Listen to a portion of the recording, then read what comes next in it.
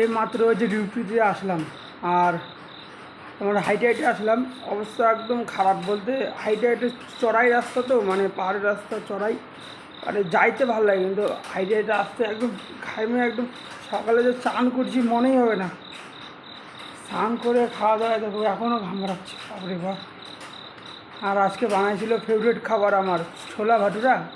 খাইলাম, খাই দেখেছে গাড়ি খারাপ, গাড়ি আসবে না, হাইটে হেঁটে আসলাম, অবস্থা খারাপ।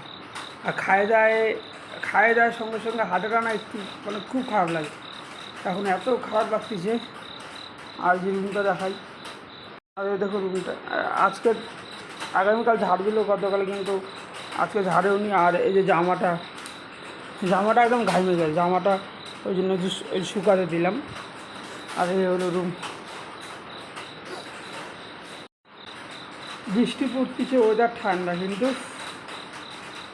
এমন অবস্থা হবে যে শরীর থেকে ঘাম একা একাই বেরোবে, কিছু করার নেই।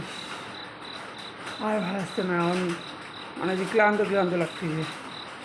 আর খাওয়াটা হজম হয়ে গেছে, আর কিছু করার নেই। তো তো যে আজকে এতটুকুই, আবার পরের ভিডিওতে দেখা হবে।